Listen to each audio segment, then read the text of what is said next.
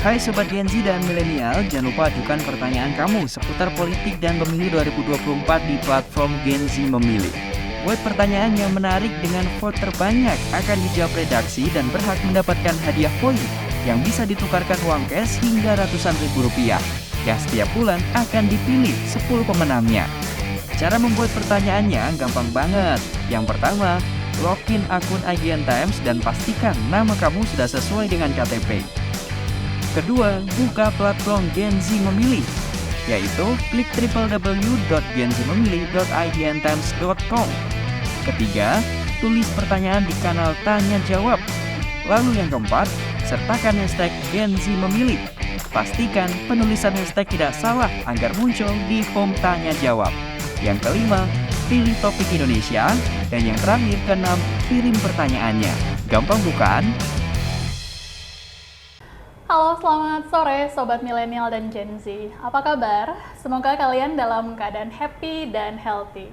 Seneng banget, saya Santi Dewi, jurnalis IDN Times yang berbasis di Jakarta, akan nemenin kalian kembali di program signature IDN Times, yaitu Gen Z Memilih.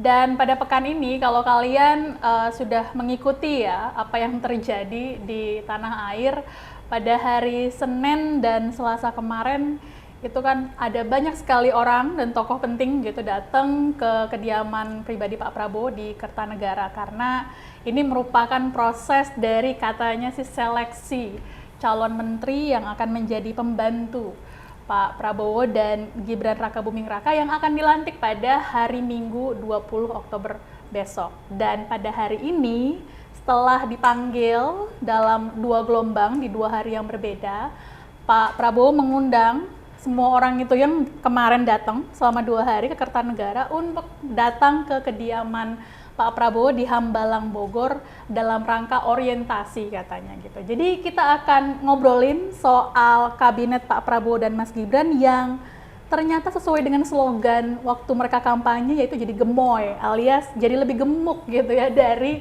jumlah kabinet yang ada di pemerintahan Pak Jokowi.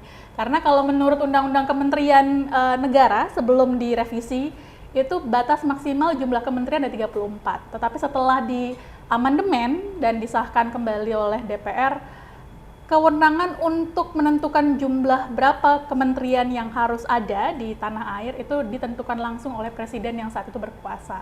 Gitu. Apakah akan lebih efektif atau ternyata malah jadi beban gitu ya buat pemerintahan 5 tahun mendatang? Nah, kita bakal ngobrolin di sesi episode Gen Z Memilih pada sore ini. Nah, di studio IDN Times sudah ada narasumber yang saya rasa teman-teman juga pada tahu karena sering banget warawiri gitu ya untuk bicarain soal politik.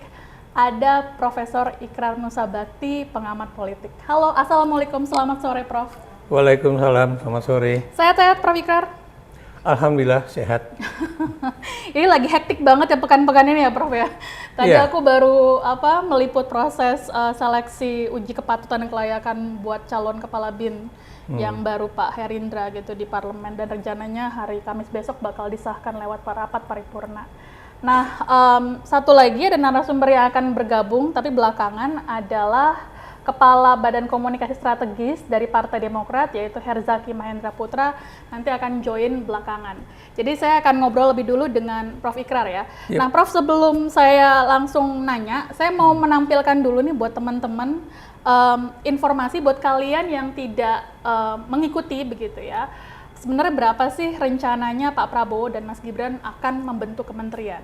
Jadi saya akan mulai dari jumlah isunya gitu ya.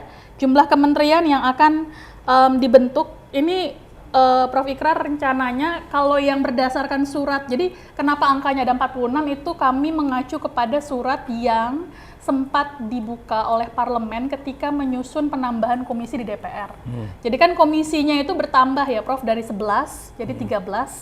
Lalu karena alasannya mengikuti jumlah kementerian yang bertambah, karena kementerian koordinatornya itu yang tadinya kalau nggak salah 3 atau 4 gitu ya, lalu ini bertambah jadi 5. Sementara untuk kementerian teknisnya itu bertambah 41. Kenapa jadi lebih banyak? Karena ada kementerian yang dipecah begitu nomenklaturnya dan dipisah gitu.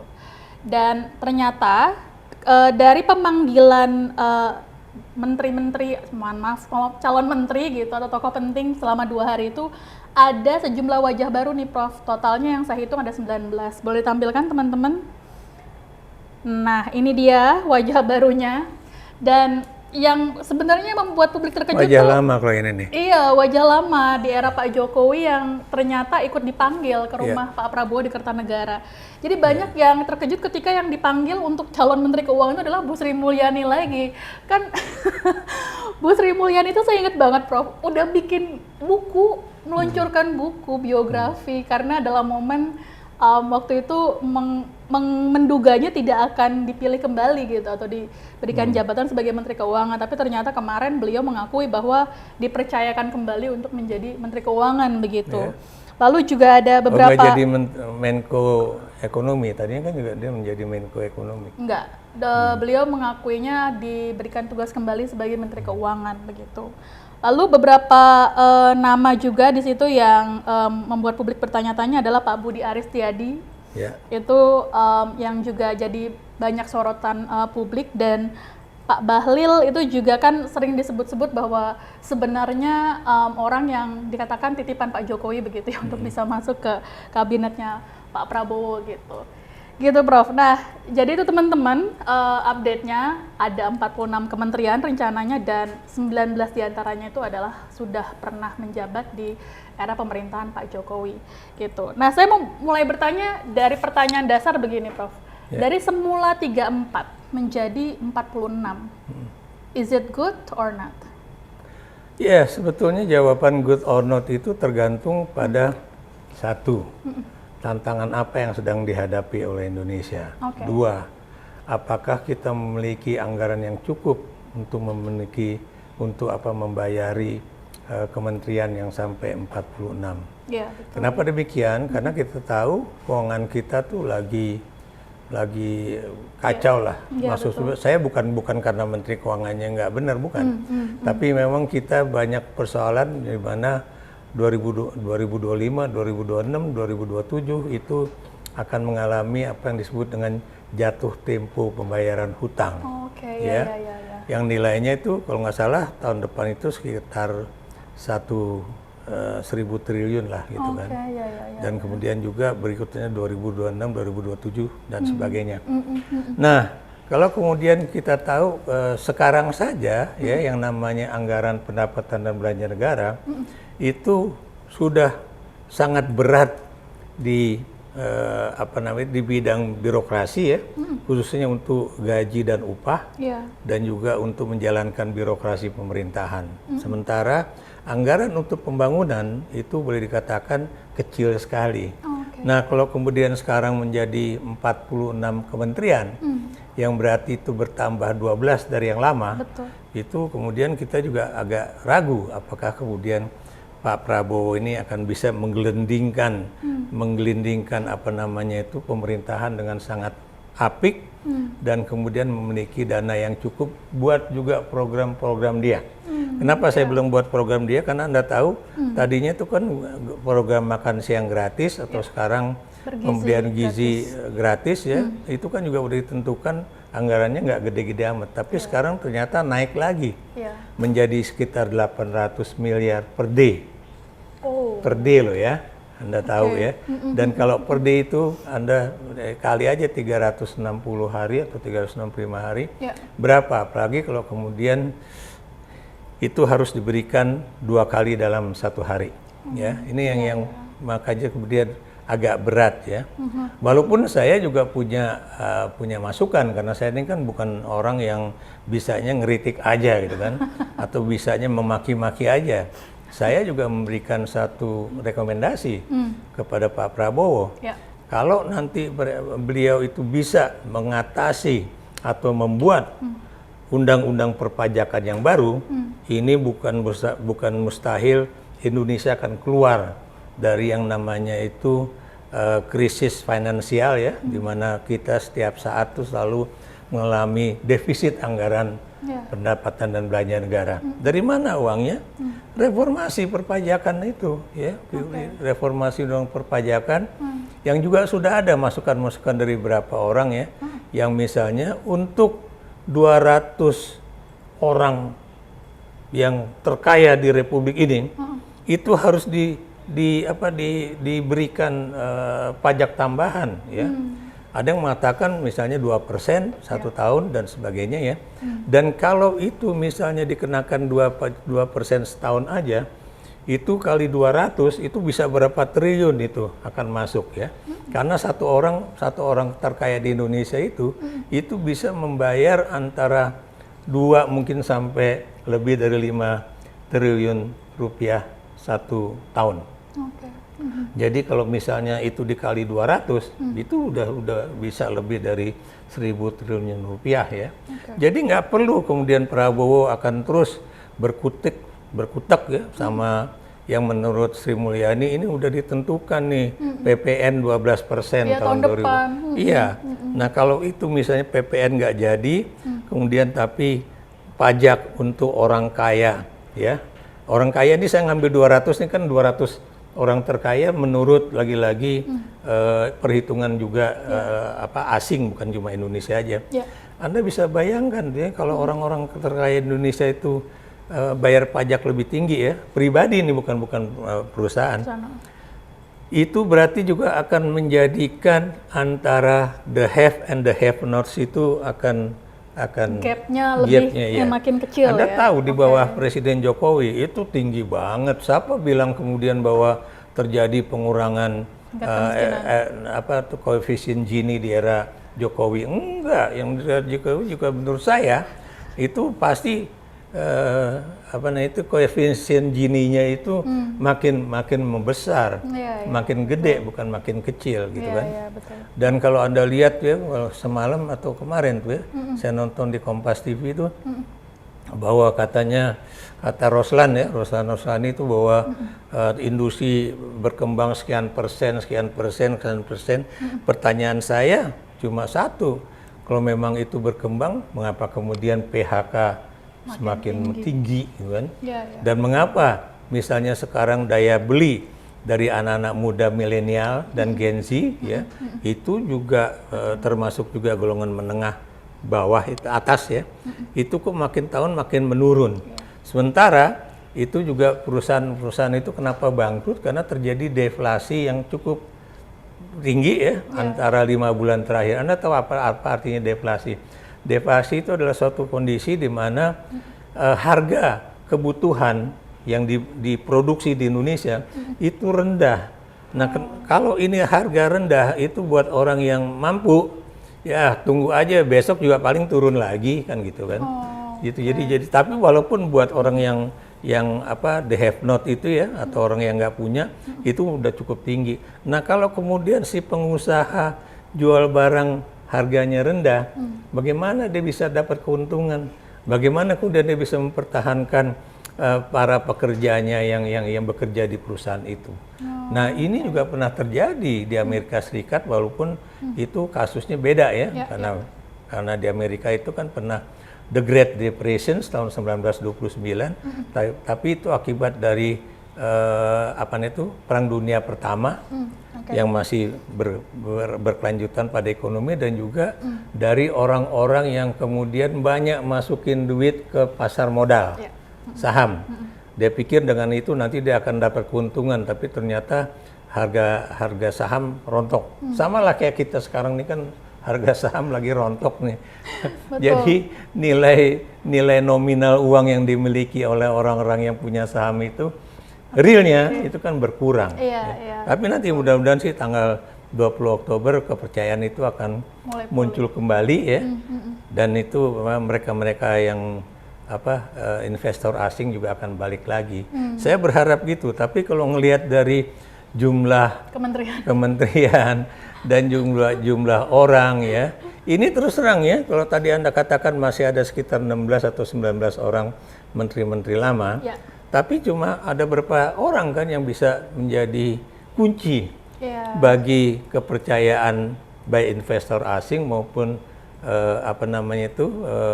pelaku ekonomi di Republik ini. Siapa? Masih Sri Mulyani. Tapi bagaimana? Misalnya yang saya tanya nih, bagaimana menteri yang terkait dengan investasi? Ya, bagaimana menteri yang terkait dengan misalnya minyak dan energi. Iya. Ya. Iya. Bagaimana yang terkait dengan Menteri Perdagangan kan? Apakah Menteri Perdagangan ini benar orang yang benar-benar zaken, ahli dalam bidang perdagangan? Saya nggak mempermasalahkan bahwa dia dari partai politik ya, tapi apakah dia benar ngerti perdagangan dunia, mengerti bagaimana yang disebut dengan apa namanya itu problem yang sedang dihadapi negara-negara internasional dan sebagainya. Kemudian bagaimana seorang yang terkait dengan misalnya Menteri Perindustrian harus pinter ngecap lah di luar negeri bahwa ini kita di Indonesia nih gini nih. Tapi biar gimana pun Anda tahu kan, orang luar negeri kan juga tidak mudah dibohongi. Iya. Kalau Anda bisa bilang nanti loh kita akan kerjasama dengan Amerika Serikat, dengan Eropa dan bla bla bla bla. Kenyataannya kita sampai detik ini masih sangat tergantung pada satu negara Cina. Asia Timur, Cina, gitu kan. Ya jadi itu Pak.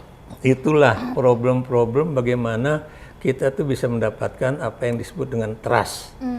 Kalau trust di dalam negeri itu meningkat, otomatis ekonomi akan membaik. Dan kalau trust di dalam negeri baik, berarti bukan mustahil trust dari internasional itu juga akan membaik pula. Tapi kalau menurut Prof sendiri, jumlah kementerian yang semakin gemuk ini sebenarnya adalah sikap akomodatif dari Pak Prabowo untuk merangkul semua kubu, atau seperti klaimnya beliau yang bilang bahwa Indonesia ini kan negara besar gitu, jadi kita butuh lebih banyak orang untuk mengelolanya gitu. Oke, saya udah men-challenge pandangan itu ya dalam berbagai pernyataan-pernyataan saya kalau diundang podcast ataupun di dalam podcast saya sendiri ya. Saya mau nanya sama Anda, mana yang lebih gede, Indonesia atau Amerika Serikat? Secara daratan Amerika. Nah, kepentingan Indonesia itu mondial, global, atau cuma paling banter sampai kawasan Asia Tenggara dan Timur Tengah? Iya, kawasan Asia Tenggara sangat terbatas kan? Betul. Nah, kemudian angkatan bersenjata Indonesia itu lebih besar dari Amerika Serikat atau enggak? Atau anggaran pertahanannya lebih gede apa enggak? Kepentingan globalnya gimana? Kenapa Amerika cuma punya 15 kementerian, 15 menteri? Sementara kita kok malah ini 3 kali lipat loh ya. Kalau Anda benar angkanya itu 46, itu 3 kali lipat lebih dari kementerian yang ada di Amerika Serikat. Dan Anda kalau lihat juga ya misalnya kayak Rusia, berapa jumlah menterinya? Nggak gede-gede amat juga gitu loh. Maksud saya, kenapa ini saya katakan demikian? Karena buat saya ya, apa yang dilakukan oleh Pak Prabowo ini melanggar konsep dia sendiri mengenai zakon kabinet itu. Ya. Karena kalau namanya kita ngambil zakon kabinet, ya itu harus benar-benar orang yang ahli. Ya. Walaupun saya tidak mempersoalkan orang-orang itu adalah orang partai dan tidak ya. Itu makanya saya pernah di dalam YouTube saya itu kalau nggak salah tuh yang pertama ya, saya ngomong zakon kabinet di Republik Indonesia ini pertama dilakukan oleh Sultan Syahrir.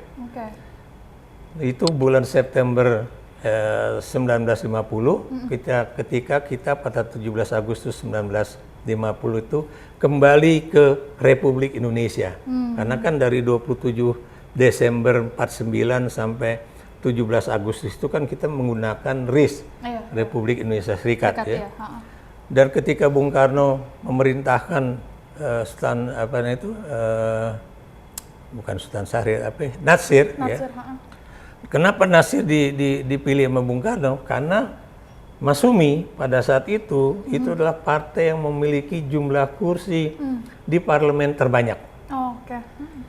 Nah, otomatis kalau dia mau bikin koalisi, dia bikin koalisi pasti sama PNI dong. Karena PNI itu kan nomor 2. Walaupun ini bukan hasil pemilu loh ya. Iya, betul. Nah, kemudian ya itu, karena dia nggak bisa gatuk dengan PNI, akhirnya dibuatlah yang disebut dengan zakon kabinet itu. Yaitu orang-orang yang atas dasar keahlian dan kemudian bukan atas dasar partai. Tapi apakah kemudian dia benar-benar milih orang yang pintar? Benar. Nggak dilihat partainya. Tapi kemudian apakah dia bisa jalan? Itu yang namanya zakon kabinet. Enggak juga. Karena tahun berikutnya di reshuffle itu kabinet Nasir itu. Diganti oleh habis Nasir itu lupa lagi, itu yang juga dari Masumi, tapi orang Jawa. Ya. Tapi karena dia orang Jawa, makanya dia bisa gatuk sama PNI gitu. Jadi secara singkat Prof. Ikram mau mengatakan bahwa ini sebenarnya bentuk akomodasi karena ingin memberikan jatah atau bagi-bagi kepada orang-orang yang buat saya iya, pas dan kampanye. Anda jangan lupa ya bahwa Pak Prabowo juga masih punya impian untuk membangun kabinet gotong royong yang akan juga memasukkan PDIP. Wah, kalau itu juga masuk, bukan cuma persoalan jumlah partainya yang terlalu gemuk, tapi juga kemudian tidak ada lagi sebuah kekuatan politik berada di luar parlemen yang paling tidak bisa mengingatkan pemerintah dalam membuat keputusan-keputusan politiknya. Jadi kenapa demikian? Karena Anda tahu ya, itu kalau Anda ini teman-teman Gen Z dan milenial ya, Anda tahu kalau namanya sistem pemerintahan itu kayak segitiga ya. Jadi ada eksekutif di atas, ada legislatif misalnya di kanan atau di kiri itu yudikatif. Dan ini kan harus berjalan dengan baik ya. Dan Anda tahu yang merusak sistem ini kemudian menjadi satu tangan besar yaitu presiden, siapa? Jokowi. Saya ngomong begini, ini bukan nggak ada ilmunya, memang demikian. Bagaimana dia mempengaruhi legislatif ya, misalnya menentukan bagaimana, pokoknya ini undang-undang ini diubah nih, undang-undang KPK, undang-undang MK. Ya, kemudian kemarin sebelum dia turun, dia mau bikin revisi undang-undang TNI, dia mau bikin revisi undang-undang Polri ya, termasuk juga MK juga mau diubah lagi kan. Nah, bagaimana yudikatif? Yudikatif juga demikian ya. Bagaimana coba seorang eksekutif bisa mempermainkan sistem hukum di Republik ini? Misalnya kayak ini saya ngomong begini bukan tanpa data ya, tapi kan Anda tahu kan harusnya Erlangga Hartarto itu kan tadinya katanya dia kan mau kena sprindik lagi kan? Iya, itu sebabnya makanya mundur tiba-tiba. Nah, tapi kok sekarang kemudian masuk lagi menjadi calon anggota kabinetnya Prabowo. Apa ya artinya itu? Berarti benar nggak dia punya masalah, baik itu dengan kejaksaan ataupun KPK. Penegak hukum yang lain. Maksud saya, kalau memang kita ingin membangun suatu sistem yang baik, harusnya antara eksekutif, legislatif, dan yudikatif itu saling mengimbangi. Oke. Termasuk juga jangan maksakan PDIP itu masuk ke dalam kabinet. Kenapa demikian? Kalau itu nanti nggak ada dong yang di luar pemerintahan. Gitu. Ya kan maunya semua dirangkul. Setelah pemilu selesai, semua berangkulan gitu. Nah, ada lagi satu juga catatan saya yang terakhir. Tadi Anda bilang bahwa tadi Anda datang ke DPR untuk mengikuti fit and proper test. Calon kepala BIN. Ya. Menurut saya tindakan Jokowi itu bertentangan dengan aturan hukum atau enggak?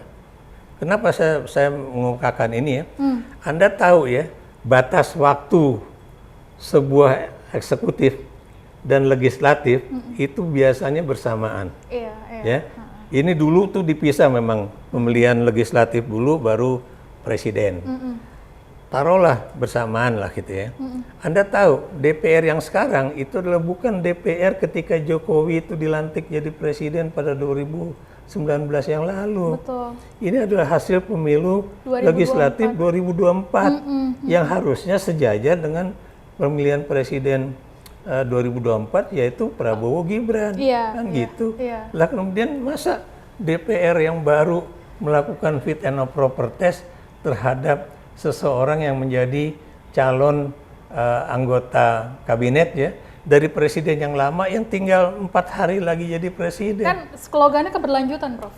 Mau keberlanjutan mau apa ya? Yang jelas saya mau bertanya pada Anda, apakah legislatif yang sekarang itu adalah legislatif yang sama ketika Jokowi dilantik atau itu pemilunya pada 2019 yang lalu? Enggak, berbeda. Bukan. Harusnya bukan DPR yang sekarang dong. Ini kan ada suatu pelanggaran hukum ya. Jadi ini buat saya aneh. Padahal Jokowi itu saya nggak akan lupa ya, dia menyatakan bahwa sekarang saya tidak akan membuat lagi kebijakan-kebijakan yang strategis. Termasuk juga mengganti pimpinan KPK. Tapi Anda lihat kemarin ya, dia masih mengatakan bahwa itu nama-nama calon komisioner KPK, dan Dewas sudah saya ajukan. Dan Anda tahu kan seleksi itu diserahkan kepada Jokowi di Bandara Halim Perdana Kusuma. Udah kayak Indonesia mau ganti presiden aja kemudian cepet-cepet dikasih kepada presiden yang sekarang, seakan-akan itu udah akan berakhir itu. Anda tahu KPK kemarin dilantik pada bulan apa? Desember. Iya. Jadi masih ada waktu sebenarnya kan? Dan itu juga udah pimpinannya harusnya udah Presiden Prabowo. Saya ngomong gini bukan karena kebencian saya pada Jokowi, bukan. Tapi ini bagaimana kita melaksanakan aturan yang ada di dalam konstitusi dan juga undang-undang di Republik Indonesia ini. Kalau begini caranya, saenake dewe itu kemudian dia kemarin ngomong apa, sekarang ngomong apa gitu ya. Lagian buat apa juga BG itu diberhentikan jadi kepala BIN ya. Kalau misalnya nama dia juga masuk dibilang sebagai salah satu calon menteri di era Prabowo ini. Iya. Dan terjadinya 5 hari sebelum pelantikan presiden baru. Tapi itu kan artinya berarti dia melanggar sendiri kalimatnya yang tidak akan mengintervensi. Bukan itu aja, itu kan seakan-akan dia udah melakukan suatu, pokoknya nih ya, ini kepala BIN nanti si Hendrar ya, lu jangan macam-macam ganti lagi gitu kan kepada Pak Presiden yang baru. Padahal itu kan udah masanya presiden yang baru. Makanya kenapa teman-teman dari hukum tata negara mengatakan bahwa kita harus punya undang-undang mengenai lemdak government. Lemdak government atau suatu pemerintahan yang udah demisioner. Kenapa? Supaya kalau kita udah pemilihan umum dan kemudian presiden terpilih udah ada ya, anggota DPR yang baru juga sudah ada, jangan kemudian presiden yang lama ini merasa bahwa ini saya masih punya hak prerogatif sampai masa akhir pemerintahan saya berakhir kan gitu. Nggak lucu kalau gitu. Tapi kan pembelaan dari istana Prof Ikrar adalah ketika memilih Pak Herindra, yang saat ini masih menjabat sebagai Wamenhan, itu sudah dikomunikasikan lebih dulu dengan Pak Prabowo. Saya mau nanya, ini bukan masalah komunikasi antara presiden dan presiden yang terpilih. Tapi menurut saya layak atau patutkah seorang menteri atau seorang pejabat negara, apakah itu kepala BIN atau Kapolri atau Panglima TNI, itu harus cepat-cepat diganti pada masa presiden yang lama sudah hampir berakhir. Itu loh, apa urgensinya? Emangnya Republik ini akan ada suatu invasi asing yang menyebabkan seorang kepala BIN harus diganti? Itu pertanyaan saya ya. Maksud saya jangan, kalau orang Jawa bilang tuh ya ngono lah, tapi ya nojo ngono lah gitu kan. Artinya gimana Prof? Ketika ini besok kan mau paripurna ceritanya. Berarti bisa saja ketika itu disodorkan kepada Pak Prabowo untuk dilantik, Pak Prabowo bisa saja menolak begitu? Harusnya. Saya nggak tahu apakah Prabowo akan melakukan itu ya, tapi buat saya suatu hal yang aneh ya kalau kemudian seorang presiden 2 kali berturut-turut dalam 1 pekan itu memanggil presiden terpilih untuk membicarakan sesuatu yang kita nggak tahu apa isinya. 1, ngajak makan malam atau makan siang kemarin ya. Ya di Pelataran ya. Ya, di restoran Pelataran di Senayan itu. Yang kedua, Prabowo disuruh datang ke Solo ya. Hari apa tuh kemarin tuh? Akhir pekan juga. Akhir pekan juga ya. Hari ya itu. Buat saya untuk apa gitu kan? Maksud saya dia udah jadi presiden terpilih, ngapain lo ngatur-ngatur dia lagi untuk misalnya siapa masuk kabinet atau siapa dikeluarkan dari kabinet. Itu kan dia selalu mengatakan bahwa itu kan hak saya, itu hak prerogatif. Iya, tapi saya mau nanya sama Anda, di dunia ini ada nggak yang melakukan itu seperti yang dilakukan oleh Jokowi? Nggak ada. Kenapa nggak ada? Karena ketika sebuah pemilihan umum itu sudah terjadi, itu namanya pemerintahan itu udah lemdak atau apa namanya disebut bebek lumpuh atau demisioner. Yang umum dipakai itu demisioner. Dia nggak boleh lagi membuat satu kebijakan-kebijakan yang dikatakan sangat penting. Dia ngomong sendiri kemarin berapa hari yang lalu.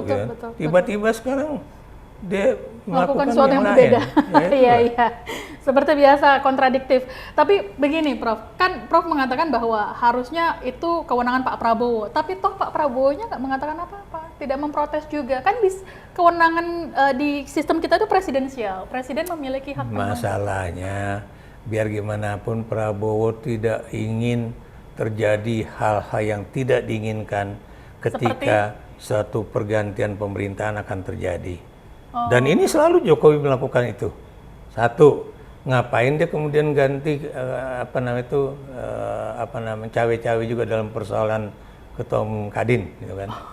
Ya. Iya, betul. Dan Anda tahu ya, dalam sejarah Republik Indonesia, ini baru Kadin di era Jokowi, intervensi seorang presiden itu terjadi. Bisa aja, enggak, dapat dari mana loh? Ya kalau jawaban saya, gue baca media Tempo. Gue baca itu dengar tuh bocor halusnya Tempo, dan biasanya bocor halus Tempo ataupun majalah Tempo itu tidak mungkin salah. Iya. Coba Anda bayangkan pada 2021 itu Anindya Bakri itu mendapatkan dukungan 60% dari ketua-ketua Kadin provinsi. Apa artinya itu? Udah pasti menang. Tiba-tiba dua-duanya diajak ngomong, yang sini ngomong apa, mungkin sini ngomong apa, akhirnya terpilih Pak Arsyad Rashid ya yang dapat. Sekarang Arsyad Rashid udah mau berhenti aja setengah tahun lagi, tiba-tiba dilakukan munaslup ya gitu. Ya sama lah kemarin tuh. Ngapain dia cawi-cawi di dalam persoalan munaslup Partai Golkar kan gitu ya. Walaupun dia bilang enggak, mana buktinya kok siapa namanya? Erlangga kok digini nih, gue lihat nih, lo lihat ini udah ada sprindiknya ya. Kalau lo nggak bikin pernyataan melalui media dan lo tanda tangan ini hitam di atas putih dan ada metrenya ya. Pokoknya lo Selasa dipanggil sama kejaksaan. Tiba-tiba kejaksaan bilang enggak, kita nggak pernah bikin gituan. Dan nggak ada orang yang berani ngomong soal itu. Iya, betul. Ya, saya bukan satu-satunya orang yang berani ngomong itu ya. Karena saya juga bertanya, kalau memang Erlangga Hartarto itu bermasalah dengan hukum, ya, kenapa kemudian dia masih dipertahankan di kabinet? Satu. Kenapa kemudian dia juga mendapatkan yang namanya penghargaan dari Presiden Jokowi? Dari Presiden ya, apa itu yang disebut dengan Satya Lencana ya? Satya Lencana Republik Indonesia ya. Ini jaminan tuh dia bisa masuk Taman Makam Pahlawan Kalibata. Dan kemudian kalau memang dia bermasalah, kenapa Prabowo juga masih manggil dia tuh menjadi calon menteri? Itu. Jadi buat saya ini sangat bertolak belakang. Saya ngomong gini depan anak-anak muda supaya anak-anak muda juga ngerti ya. Iya, betul. Jadi kita itu kalau sebelum memilih ya, apalagi nanti ada pilkada ya. Coba Anda lihat dulu. Ini orang ini calon-calonnya siapa yang kira-kira menurut Anda benar-benar punya ikatan batin terhadap anak-anak muda, punya ikatan batin terhadap daerah yang akan mereka pimpin, dan juga punya suatu tujuan untuk membangun daerah tersebut, dan bukan cuma janji-janji palsu aja.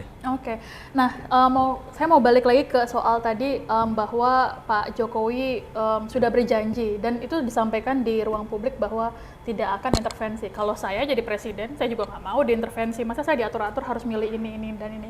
Tapi sebagai bukti ternyata ada 19 wajah lama yang mana sebagian itu kita ketahui bersama memang sudah menjadi orang kepercayaannya Pak Jokowi begitu, Prof Ikrar. Dan diakomodir gitu oleh Pak Prabowo, tetap dipanggil gitu. Ini berarti artinya apa? Pak Jokowi tetap cawe-cawe bahkan hingga ke penyusunan calon menterinya Pak Prabowo gitu. Sekarang saya tanya sama Anda ya. Anda tahu kan anaknya Pak Sudrajat Djawandhono, keponakannya Prabowo, waktu itu kan sudah dilantik menjadi wakil Menteri Keuangan, ya kan?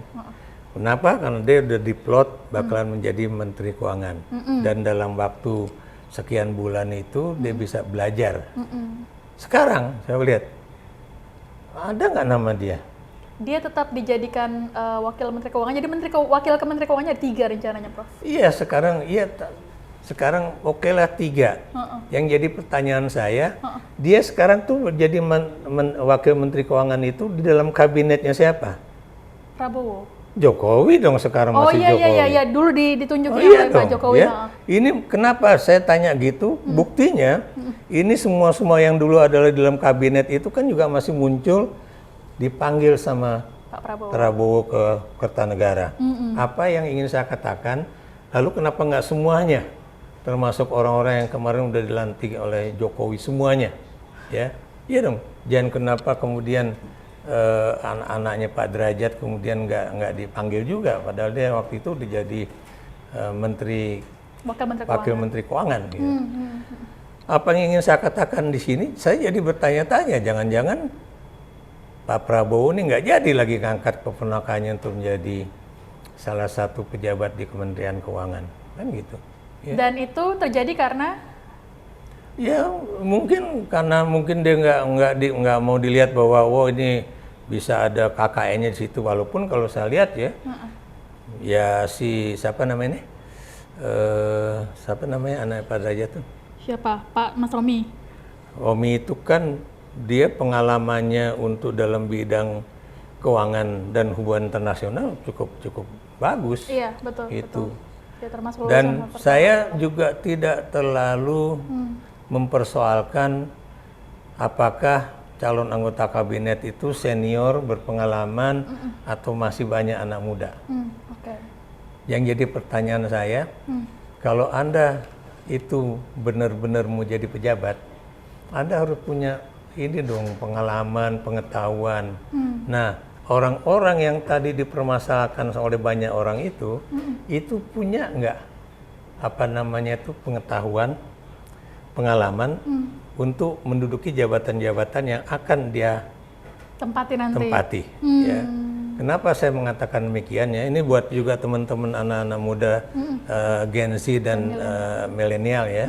Kalau Anda memang benar-benar bermimpi menjadi pejabat tinggi di Republik Indonesia ini, masuklah partai politik dari usia muda, karena harus anda lewati itu ya, misalnya pendidikan dasar kepemimpinan, ya, baik itu di organisasi kemahasiswaan ataupun di partai.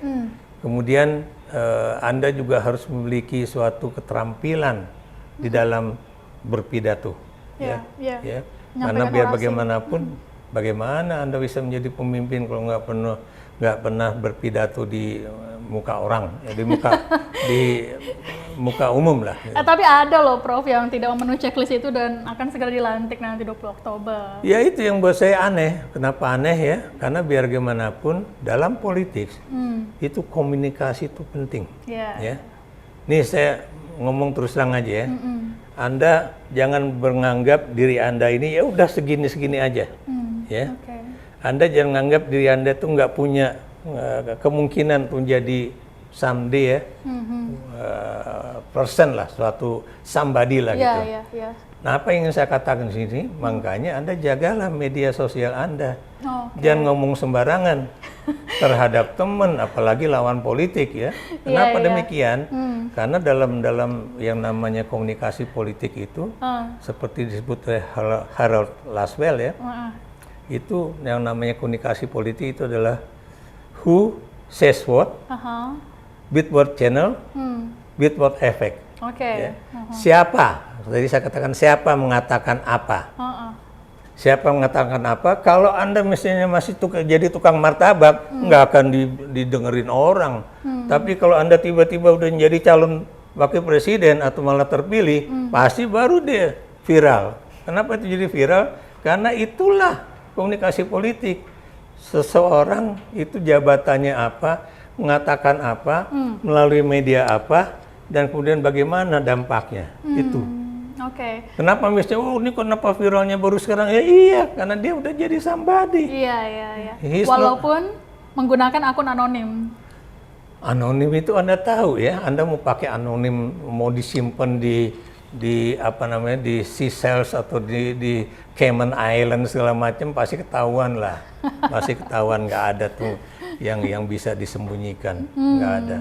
Oke. Berarti Prof. Ikrar meyakini bahwa 19 nama yang wajah lama di era Pak Jokowi ini memang atas titipan dari Pak Jokowi untuk saya nggak mengatakan bahwa semua adalah titipan Pak Jokowi.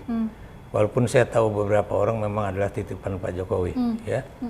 Tapi yang lain-lainnya mungkin itu adalah suatu hasil dari pertemanan Pak Prabowo selama berada dalam kabinet Jokowi juga kan. Dan ini memang penting kalau Anda lihat ya, walaupun dari angka 19 ataupun 16 itu dibandingkan dengan 46 itu kan kurang dari separuh. Tapi paling tidak kalau dia menduduki jabatan-jabatan yang boleh dikatakan diperhitungkan dari sisi stabilitas politik dan juga ekonomi, tentunya ini menduduki jabatan yang sangat strategis. Karena mereka itu diharapkan mampu paling tidak ya dalam 100 hari pertama itu bisa mewujudkan suatu trust. Trust tadi saya katakan dari pelaku pasar, dari investor baik dalam negeri maupun luar negeri. Tapi kalau Prof. Ikrar melihat dari rekam jejak mereka, apakah mereka berpotensi tersandung kasus hukum? Itu kan banyak sebenarnya yang bermasalah gitu, Prof. Iya, kalau memang bermasalah, kalau buat saya, kalau saya jadi Pak Prabowo ya, seperti yang saya omongkan di dalam suatu omongan bahwa jangan coba-coba ya, Anda masuk menjadi anggota kabinet, kemudian melakukan cari keuntungan dari anggaran negara. Satu. Sebelumnya beliau juga mengatakan, pokoknya siapa yang melakukan korupsi akan saya kejar sampai ke Antartika. Kan gitu kan?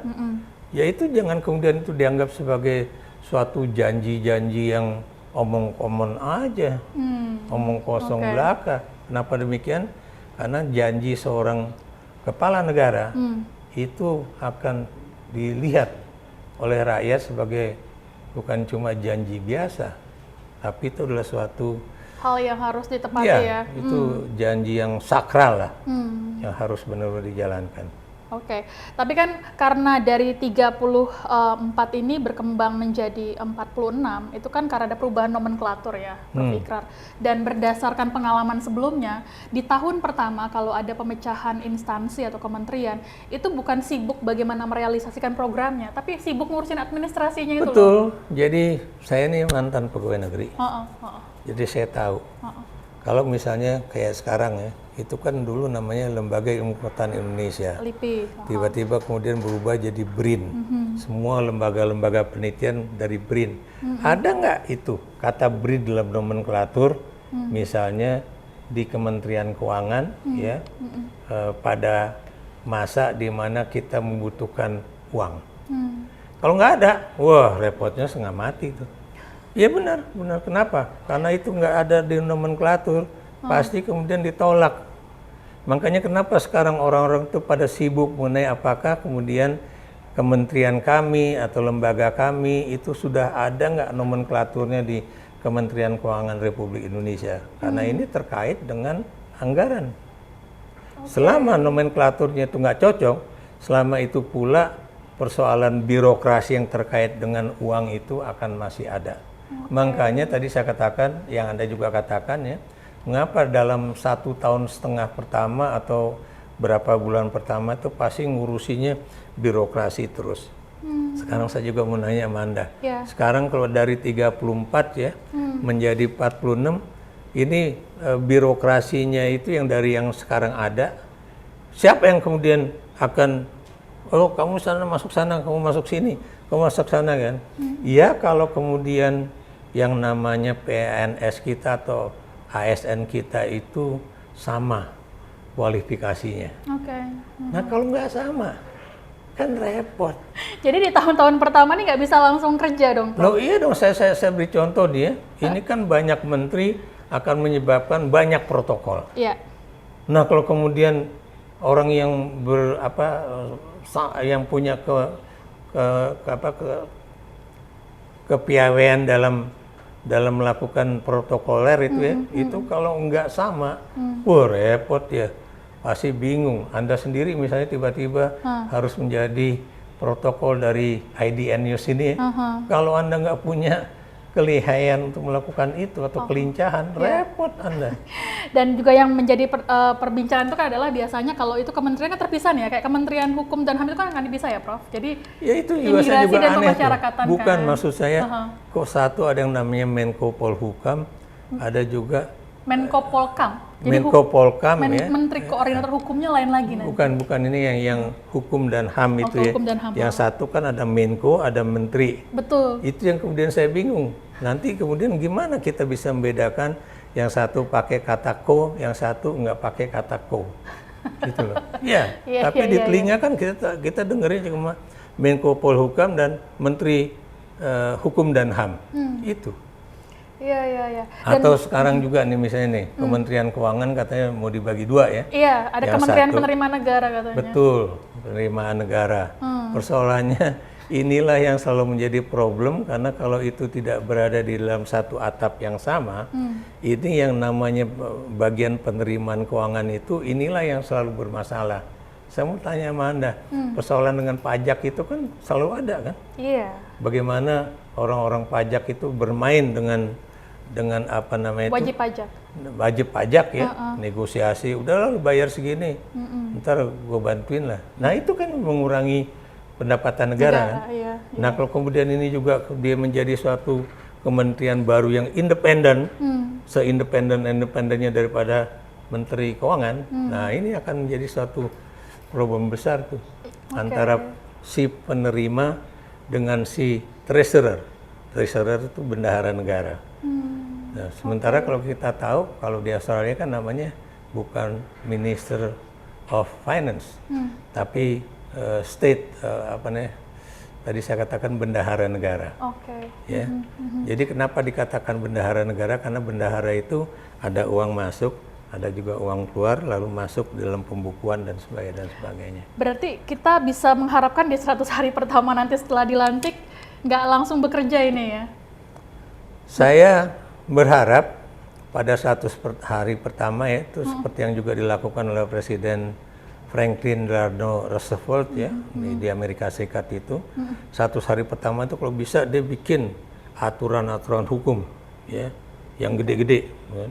Yang penting, saya beri contoh misalnya, bagaimana bantuan buat anak muda yang miskin, bagaimana bantuan untuk orang-orang yang kena PHK, bagaimana bantuan untuk orang-orang tua ya atau manula yang kemudian juga terkena dampak krisis ekonomi.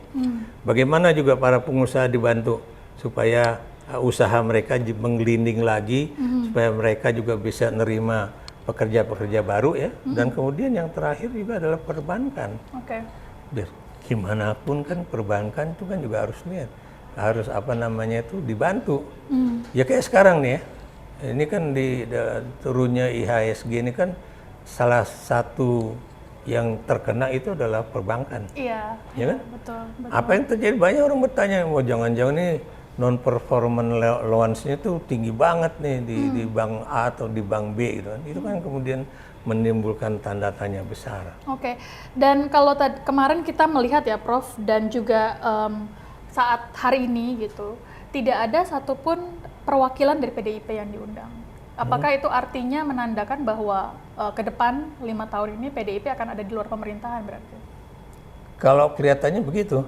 Dan memang kalau Anda perhatikan ya, itu kan Jokowi juga nggak suka kan kalau PDIP masuk ke pemerintahnya Prabowo. Makanya dia inilah membuat satu story ya. Jangan deh masukin PDIP, ntar PDIP tuh ini loh banyak maunya, banyak permintaannya kan gitu kan.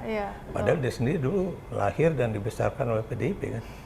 Tapi begitulah ya. Itu yang makanya waktu saya nulis kuasa membangun lupa ya, ya itulah ya. Karena juga nanti juga jadi penguasa jangan lupa juga ya bahwa dia pernah menjadi host di dalam acara podcast ya. Tiba-tiba jadi direktur IDN News gitu kan.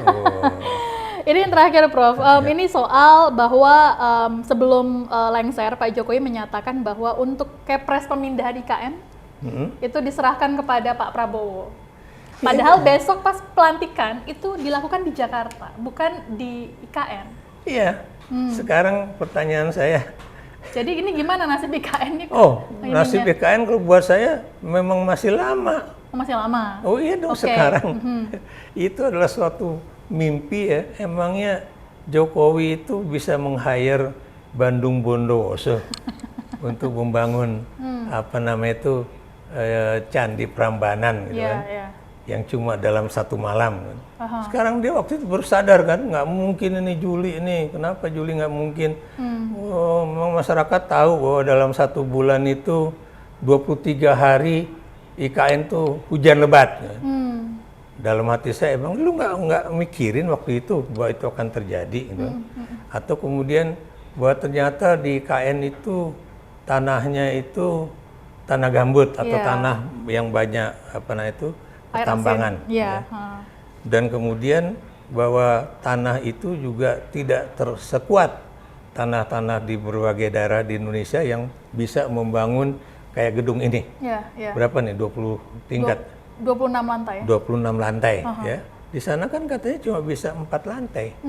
Oke. Apa nggak tahu? Maksud saya lalu apa nggak dilakukan suatu Survei lebih dulu. survei Iya, ataupun sebelum bangun di sana. kajian mengenai kelayakan dan sebagainya. Oke. Ya, waktu itu kan dia udah bilang yakin banget. Juli ASN pindah sana. Ya, tapi sampai sekarang 17 Agustus pokoknya kita upacara di situ. Iya. gitu kan? Upacara kejadian tapi. Iya, kejadian tahu. Ya, kemudian nanti pelantikan presiden baru juga di sana. Ya. Pak Prabowo Sekarang nggak mau. ini saya bukan ngeledek Jokowi, tapi ini adalah suatu fakta. Coba itu kan sekarang seolah-olah tuh ya apa namanya itu bagian persnya kepresidenan bilang besok pokoknya hari Jumat itu pesawat kepresidenan itu bisa mendarat Iya. di bandara yang baru. Iya. Saya pikir dia mau pakai yang Boeing 737, nggak taunya itu Kecil. private jet yang kecil. Terang aja mampu mendarat di situ. Kemudian dia bilang juga besoknya kan, Oke. pokoknya nanti ini coba pemerintahan di sini di daerah sini jadikan ini bandara menjadi bandara komersial. Oke. Persoalannya kalau jadi bandara komersial nggak usah Boeing 737 lah ya. Itu pesawat yang dipakai sama Lion Air ataupun apa namanya itu Garuda Citylink pakai baling-baling. Itu apakah kemudian dia juga bisa mendarat di situ karena jumlah penumpangnya jauh lebih banyak dibandingkan dengan pesawat kepresidenan yang kecil itu. Oke. Jadi singkatnya kalau menurut Prof Ikrar apakah meyakini setelah Pak Prabowo dilantik 20 Oktober akan ditekan Kepres pemindahan ibu kotanya itu, Prof? Enggak. Oh enggak. Saya yakin Prabowo tidak akan melakukan tanda tangan dulu.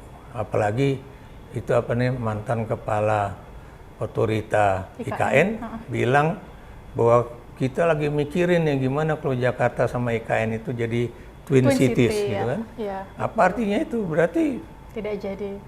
bisa nggak jadi atau apalagi yang dipikirkan ya. Oke. Bisa aja nanti istana yang ada di IKN itu cuma istana kayak Tampak Siring ataupun Cipanas atau yang lain-lain gitu kan. Dijadikan Ngapain juga kemudian dia pakai ngomong saya nih udah bosen tinggal di istana Berbau kolonial gitu kan.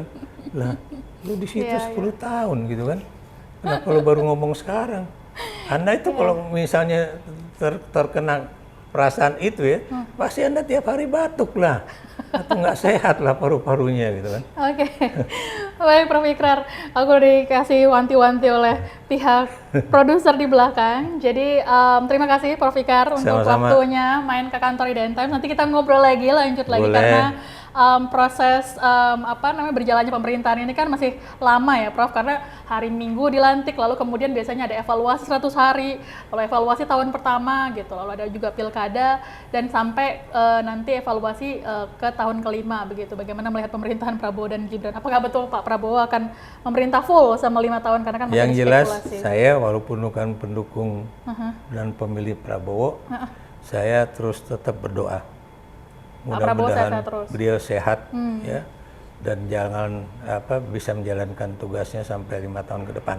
Nah, amin. Ya itu satu, kedua ya saya juga berharap bahwa pemerintahan ini benar-benar menghasilkan sebuah masa depan Indonesia yang lebih baik ya. Oke. Kepercayaan publik juga cukup tinggi ya, supaya jangan kemudian kita lagi-lagi dipimpin sama seorang kepala negara yang antara kata dan perbuatannya itu bertentangan. Gitu. Iya, tidak sejalan. Oke, baik. Dan terima kasih yang banyak buat kalian pembaca IDN Times, Sobat Milenial dan Gen Z maksudku yang sudah tune in di program ini selama hampir 1 jam. Saya Santi Dewi dan Prof. Ikrar pamit. Sampai jumpa di program Gen Z Memilih selanjutnya. Bye-bye. Oke, bye-bye.